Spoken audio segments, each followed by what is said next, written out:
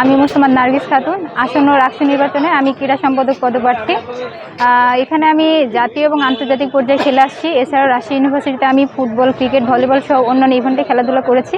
তো এই জায়গায় আমি দেখেছি যে ক্রীড়া ক্ষেত্রে অনেক সমস্যা। আমি নিজেও ভুক্তভোগী।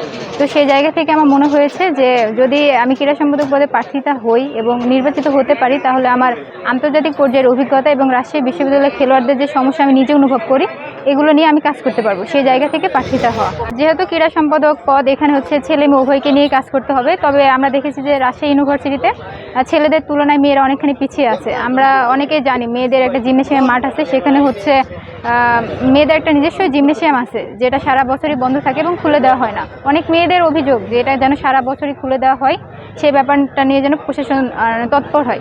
তো সেই জায়গা থেকে ইচ্ছা আছে যদি নির্বাচিত হতে পারি, তো মেয়েরা যাতে তাদের নিজস্ব জায়গায় সারা বছর প্র্যাকটিস করতে পারে সেই সুযোগ সুবিধা দেওয়া, এবং ছেলেদের দেখা যাচ্ছে স্টেডিয়াম ব্যতীত অন্য জায়গায় তারা সেরকম প্র্যাকটিস করার পরিবেশ পায় না, মাঠ উঁচা নিচা মানে যথাযথ ব্যবহার উপযুক্ত না, তো সেই জায়গাগুলো সংস্কার করা। নারী হিসাবে প্রতিবন্ধকতাটা থাকেই একটা সবসময়।